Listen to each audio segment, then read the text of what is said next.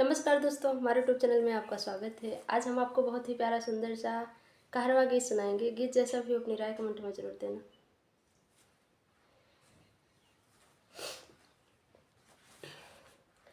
हमारी पातली कमरिया देवरू डाला जिन नजरिया, हमारी पातली कमरिया देवरू डाला जिन नजरिया, नाही सुखी जाई है हमारी शरीरिया नाही सुखी जाई है हमारी शरीरिया जब लगाई हम टिकुलिया देवरू ताकै हमारी ओरिया, जब लगाई हम टिकुलिया देवरू ताकै हमारी ओरिया, देवरू लागी जाई है हमारे नजरिया देवरू लागी जाई है हमारे नजरिया हमारी पातली कमरिया देवरू जाला जिन नजरिया, हमारी पातली कमरिया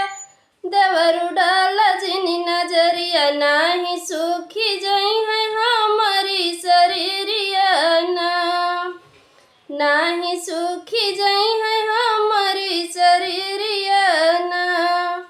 जब पहिरी हम चुनरिया देवरू डाला थे नजरिया, जब पहिरी हम चुनरिया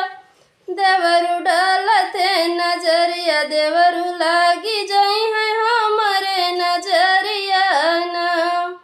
देवरू लागी जाई है हमारे नजरिया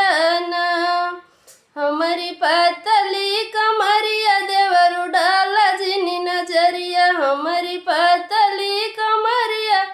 देवरू डाला जिन नजरिया, नाही सुखी जाई है हमारी शरीरिया नाही सुखी जाई है हमारी शरीरिया जब पहिरी हम कगना देवरू ठाड़ी भाई अगना, जब पहिरी हम कगना देवरू ठाड़ी भाई अगना, देवरू दाबला गए हमारी कलैया देवरू दाबला गए हमारी कलैया हमारी पातली कमरिया देवरू डाला जिन नजरिया, हमारी पातली कमरिया देवरू डाला जिन नजरिया, नाही सुखी जाई है हमारी शरीरिया नाही सुखी जाई है हमारी शरीर